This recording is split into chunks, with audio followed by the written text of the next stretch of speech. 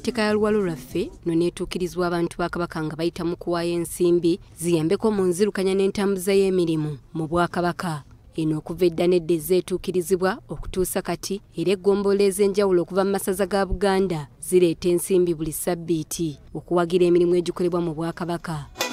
Olwaleero omumyuka owookubiri owa Katikkiro era omuwanika wa Buganda Oweekitiibwa Robert Waggwa ayanjudde entebya y'Oluwalo lwaffe 2023.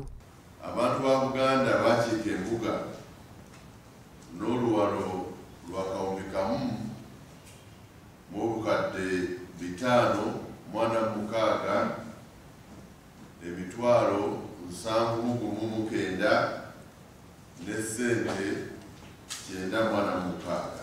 Oweekitiibwa Nsibirwa ategeezezza nti Oluwalo luno luwagidde emirimu mu Bwakabaka ng'okuzzaawo amasiro g'e Kasubi, okuwagira ensisira z'ebyobulamu, okuweerera abaana nga bayita mu Kabaka Education Fund n'emirimu emirala mingi egyongedde okutwala Buganda mu maaso n'okutumbula embeera z'abantu b'abeene.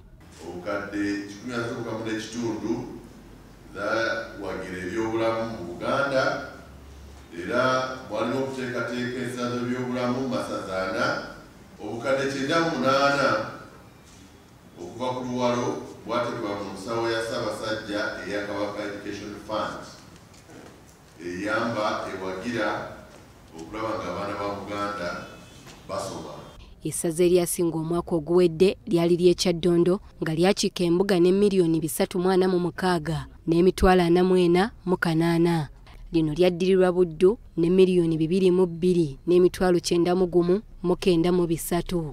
Essaza Busiro lye lyakwata ekyokusatu n'obukadde 159 n'emitwalo 94,138 n'amalala ne gagoberera ng'amasaza agali wabweru wa Uganda galeeta Oluwalo lwa bukadde 68 mu emitwalo 24 mu 262. Olwagasangibwa wabweru wa Buganda mu Uganda ne galeeta obukadde 18 mu emitwalo 97.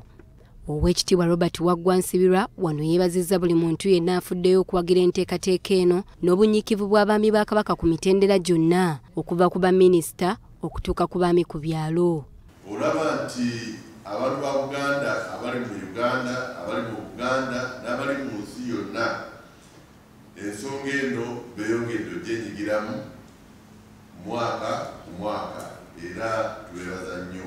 Minisita wa gavumenti ez'ebitundu Oweekitiibwa Joseph Kawuki ayongedde okujjukiza abaami ba Kabaka n'abakulembeze okwongera okutuusa amawulire agafa embuga ku bantu nga banyweza obwa Sseruganda mu bantu ba Kabaka. N'abantu bongedde okunyigiza obuvunaanyizibwa bwabwe eri eggwanga lyabwe.